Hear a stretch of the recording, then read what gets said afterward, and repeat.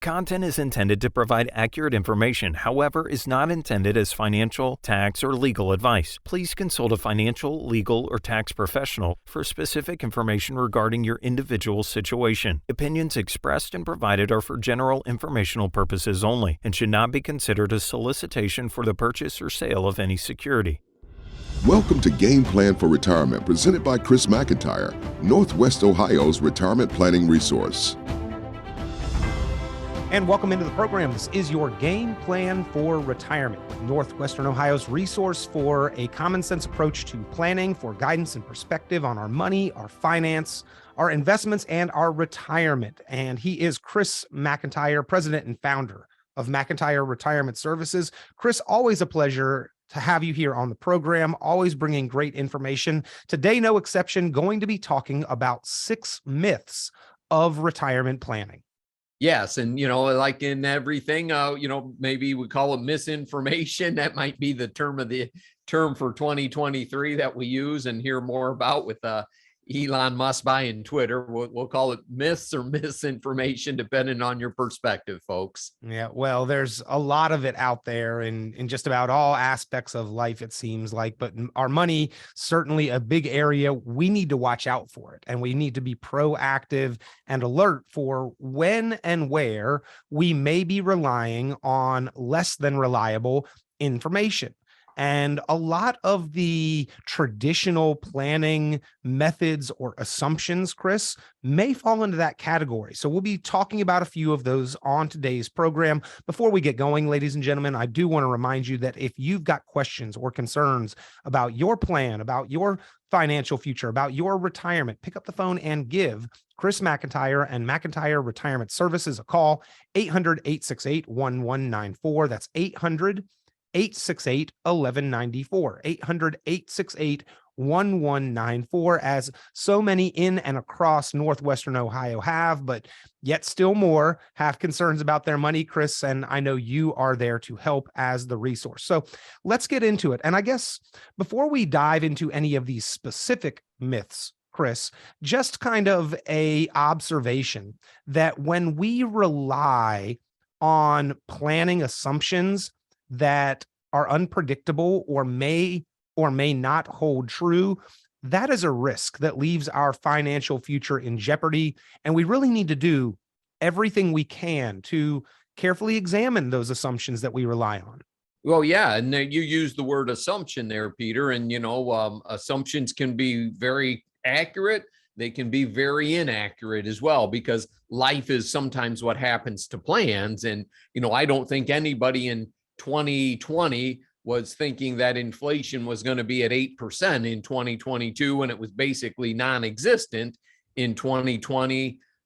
So, if you were assuming that your portfolio was going to adjust for inflation of 3% when all of a sudden inflation is 8%, hey, that's an assumption that's not correct. And, we have all different types of planning software that we use at the office, as you know, Peter, and, we have to assume an inflation rate. We have to assume some degree of investment returns, and are we doing this in a bull market, a bear market, an average market? So again, life is what happens to plans, and assumptions are not guarantees.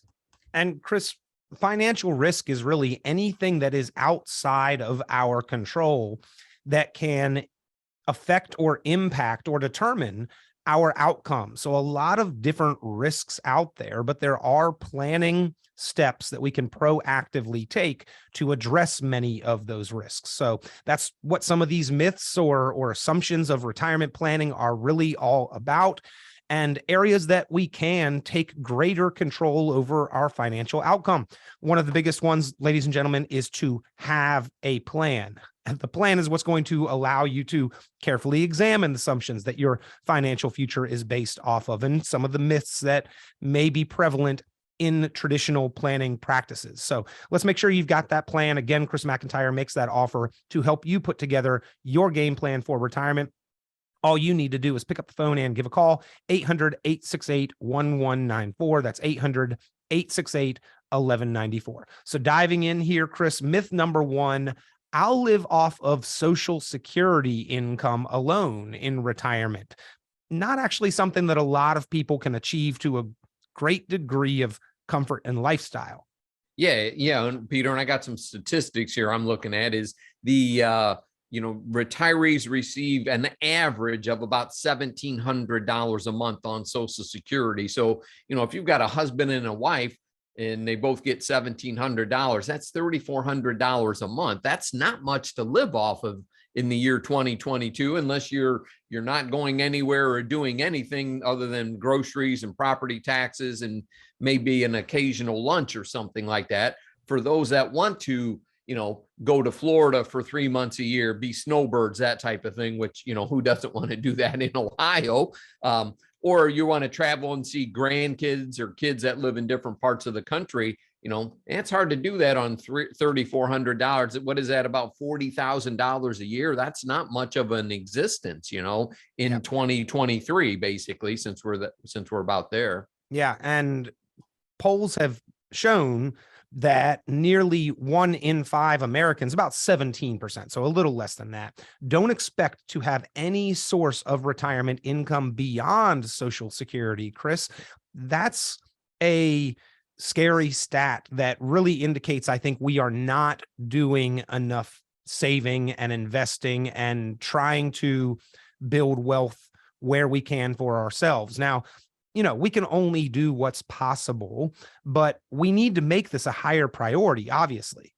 Yeah, no question about it. And it's an area in American society where, far too many people live below the poverty level in their retirement because of lack of savings and whatnot. And, I think here in Northwest Ohio, North Central Ohio, we aren't in that situation. I think what may skew some of those statistics are, some of the areas in the South that are, certainly, more depressed than areas here in the Midwest, but still nonetheless, we have a higher standard of living up here as well then. And it costs more to rent something. It costs more to buy a home. It costs more, for property taxes and things along those lines too, Peter. So, by building that nest egg, and thinking that, hey, I'm transitioning in here into myth number 2. If myth number 1 is I can live only on my Social Security, that's a big myth right there, for a lot of folks.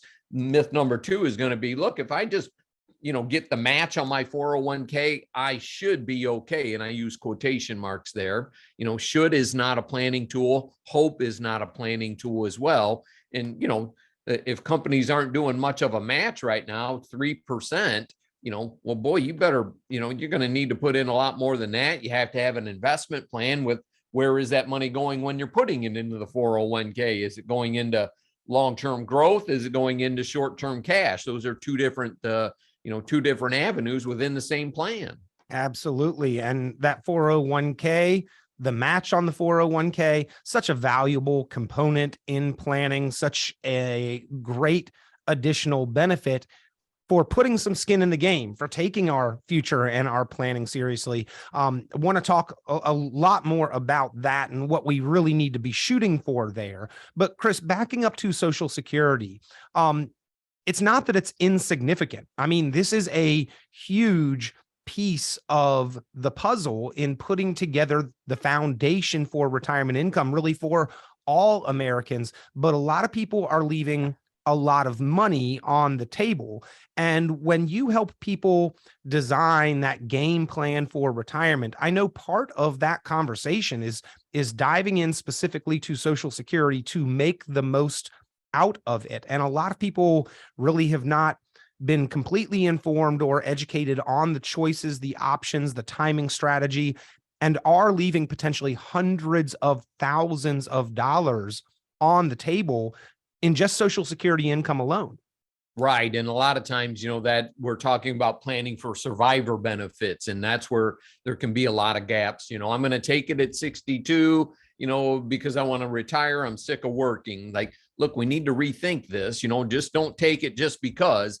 Take it because it's the best decision in your particular case. Don't take it because your buddies you play golf with, for example, took it at 62. It certainly may be the best decision in your case, but what if it isn't? And, we have a planning tool called Social Security Pro where we can illustrate it and show people in real time. Look, this is this is the best strategy if you live to be 90. This is the best strategy if you live to be 80, for example, and look at the difference and see that happen in real time. That's not what they do for you at the Social Security office. That is not their job. You need to do the homework ahead of that. So, my wife is starting Social Security here in January of 2023 because it makes sense. I'm 57, she's 62. We want to get some money coming in from Social Security because we paid into it to drive that benefit for her. And then when I file for my benefit, she'll get a boost off of that.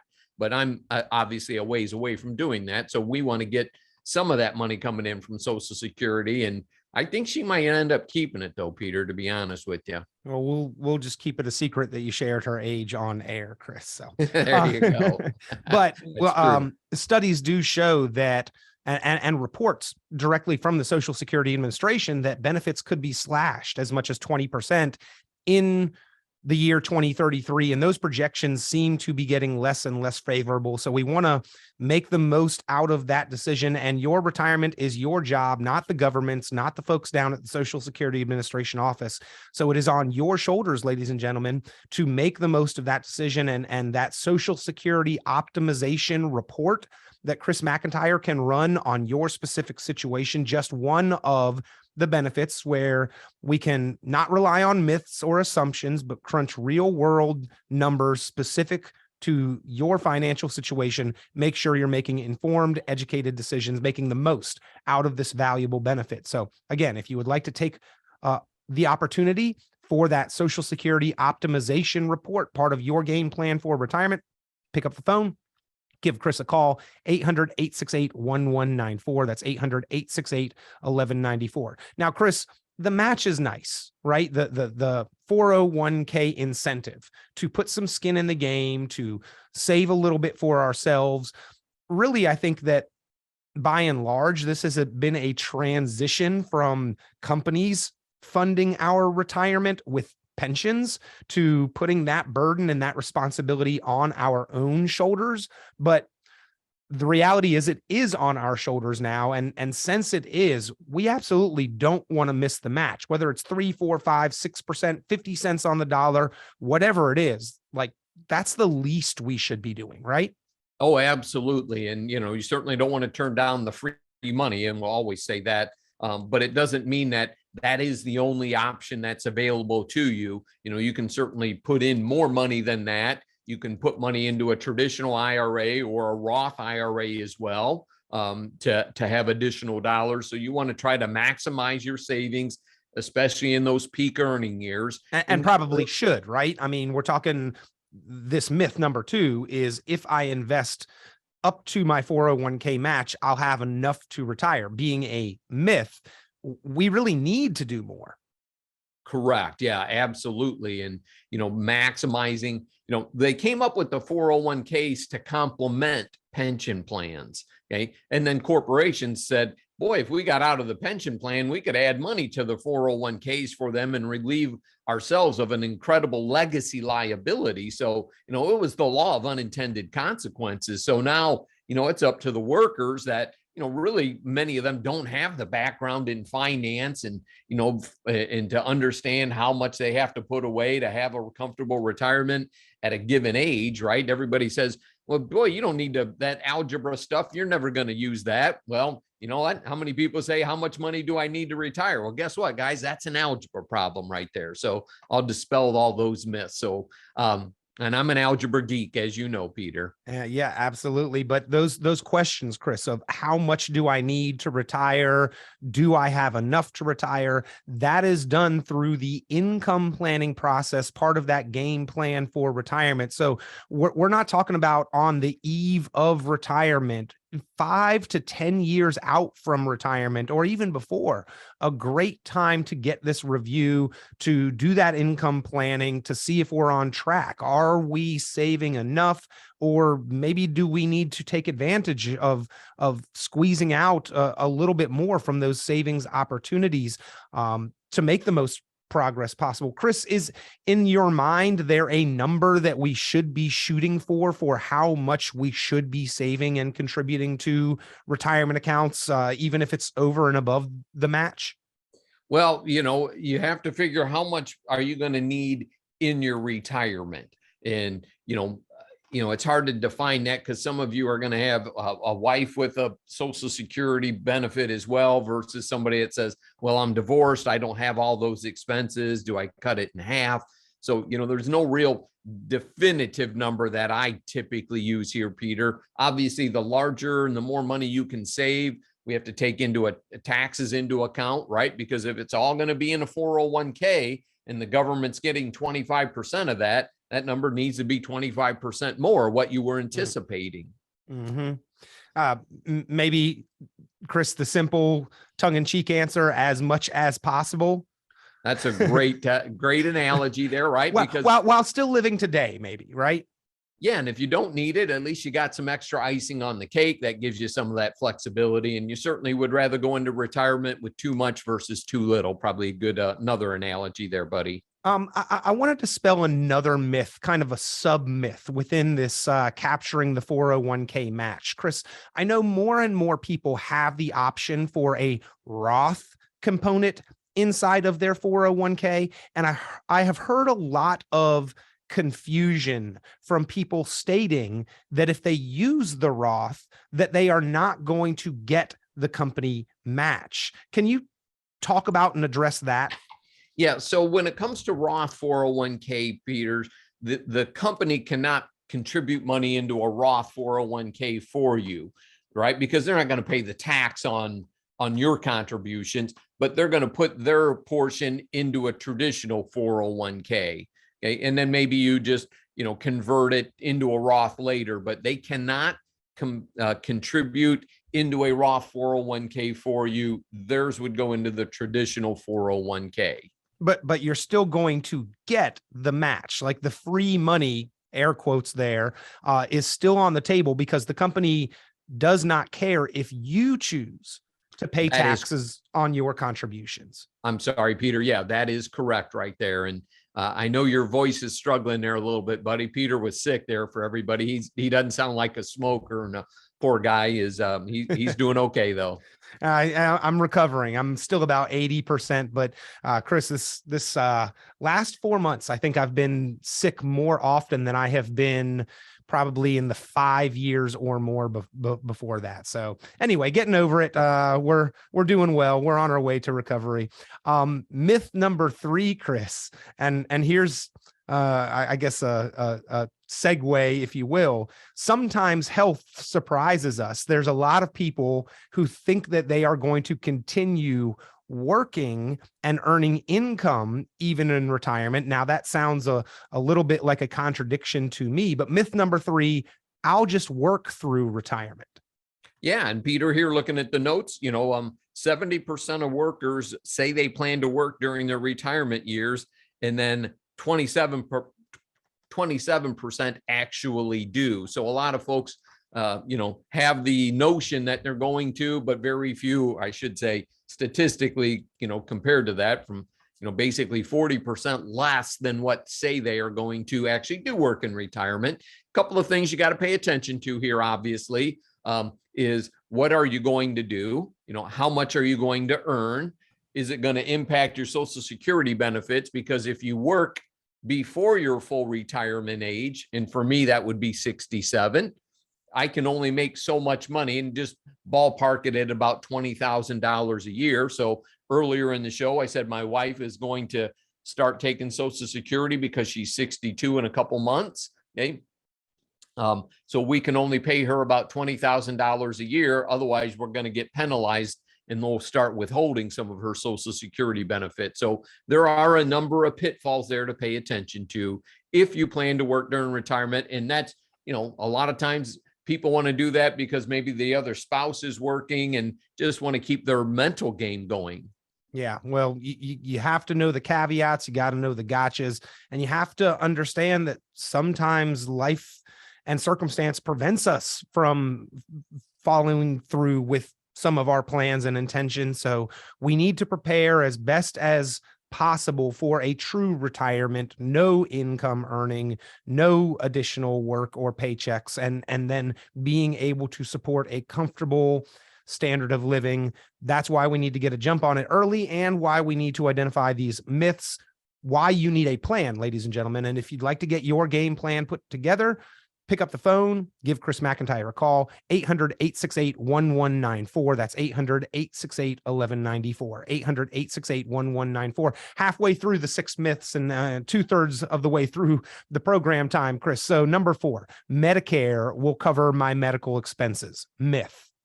Yeah. And Medicare will cover, part of your medical expenses. And so Medicare, again, is the government healthcare program for people over the age of 65.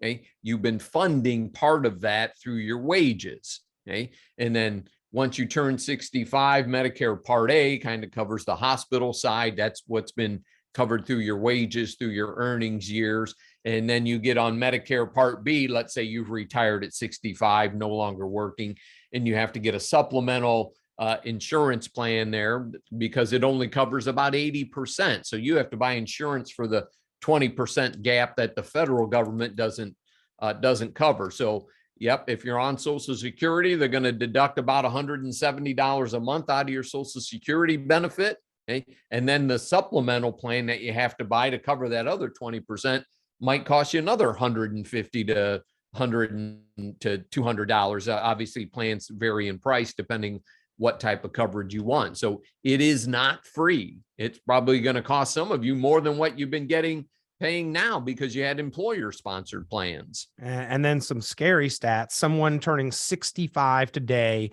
has an almost 70% chance. 7 in 10 of us are going to need long-term care of some kind during our life. Assisted living, $54,000 a year on average. Private room in a nursing home costs twice as much, about $108,000 a year. And even without that, when it's all said and done, a 65-year-old couple could need up to $360,000 for healthcare expenses in retirement, even when they have Medicare. And just some scary statistics. So doesn't cover everything. We need to plan for it. Get long-term care insurance, kick your retirement savings into high gear. If you have it available, Chris, HSAs also make pretty beneficial options, right? Sure. Yeah, I love it. I'm a huge HSA fan. My wife and I have an HSA plan that, we get to deduct from our taxes the contributions we put into the HSA. We can invest them within a certain number of mutual funds within our HSA plan. So we have higher upside potential, to grow that cash. And then we can use it for qualified medical expenses, income tax free. So, kind of better than a Roth IRA because we get to deduct the contributions into it, use it for medical expenses. If you're watching the podcast, I bought new glasses this year and prescription sunglasses. And so did my wife, Robin, and we spent $4,500 on glasses this year. All that came out of our HSA account, though. So we didn't have to pay taxes on the money that we earned to pay for our glasses. So yep. I love HSAs for those of you that can. And you need to do this typically before age 65, because once you're on Medicare, you can no longer contribute to an HSA. Well, and lower premiums along the way. So yes. you can fund that HSA. Myth number 5, it's too late for me to save for retirement. Chris, come on. We've got to do what we can do when we can do it, even if we're a little late to the party. Sure. We all have to play the hand that we've been dealt. And, I got a couple of people that I assist in planning that said, look, I'm just getting started awful late in all of this. And, because of, a lot of times it's divorces that get people financially, husbands and wives. But you have to do what you can to make the best of it. And, don't throw your hands up and give up. That's where we kind of come in and help, let's say, kind of play the coach there and give people some motivation to say, yep, you might have to work a little bit longer, but let's start checking off some of these things, get rid of some bad debt. Let's be honest, a lot of people, don't always have a knack for this. They need some discipline in spending. Other people need some discipline in savings. I've got clients that just simply won't spend anything, even though they've got plenty. They've just never done that. And it is hard to do that in retirement.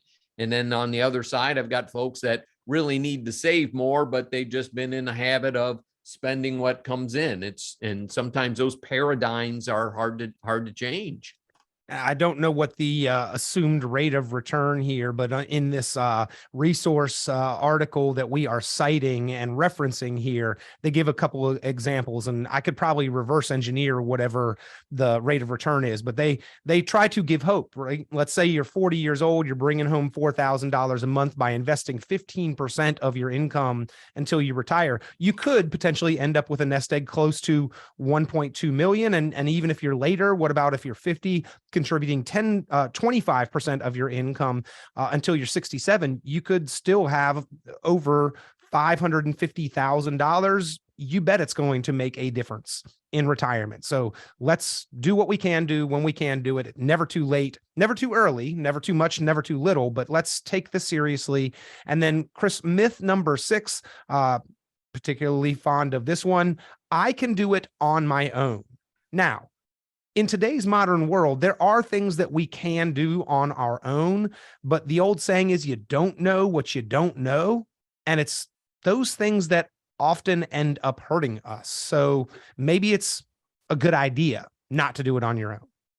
Yes. And, sometimes it takes a little bit of discipline here. 2022 would be a good example. As tough as the markets were, a lot of people want to pull out and sit in cash. And if you look at any statistics, if you miss just the 10 best days over a market cycle, you basically cut your returns in half. So when you're sitting in cash, yep, you're not losing anything is probably one part of the argument there, but you're also not reinvesting dividends or interest in it over the long haul. And, doesn't mean we're not advocating having some safe dollars. We include that as part of a long-term plans, but you take the month of October and dividend paying stocks rebounded about 9% in the month of October. If you were sitting on the sidelines, you missed all of that. If you were in cash, you weren't buying any of those companies while they were beat down before they took off. So, having that emotional gut check, it can be tough, and it's hard to time the market, right? It's not about timing it. It's about the amount of time you spend in it. And again, not to discount, we are big safe money advocates as well. Yeah. Well, covering the 6 myths of retirement. And Chris, just off the top of my head, I can think of many, many more. I'll only need to replace 70% of my working career income. Taxes will be lower in retirement. The market will generate a 10% rate of return that I can count and rely on for my financial future. Life insurance is not a necessity in retirement. Inflation is not going to be a factor. Lots of other issues that you help people sort of uncover, examine, and address where appropriate in that game plan for retirement planning process. So always great information and conversation and always things to uncover, discuss, and examine a little further in order to make well thought through and informed decisions. And we always appreciate your perspective on those things, Chris. Hey, my pleasure to be with everybody today. I know that was a lot that we covered there in a short amount of time, so I hope you found some good information in today's show. Be safe, everybody. Once again, if you would like to get your game plan for retirement put together, give Chris McIntire a call. 800-868-1194. That's 800-868-1194. 800-868-1194 to reach Chris McIntire and McIntire Retirement Services.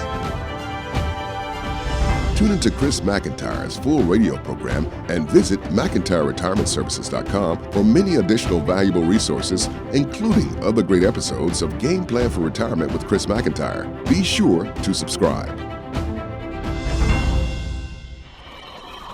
The content of this radio show is provided for informational purposes only and is not a solicitation or recommendation of any investment strategy. You are encouraged to seek investment, tax, or legal advice from an independent professional advisor. Any investments and/or investment strategies mentioned involve risk, including the possible loss of principal. Advisory services offered through Brookstone Capital Management, a registered investment advisor. Fiduciary duty extends solely to investment advisory advice and does not extend to other activities such as insurance or broker-dealer services. Advisory clients are charged a quarterly fee for assets under management, while insurance products pay a commission, which may result in a conflict of interest regarding compensation.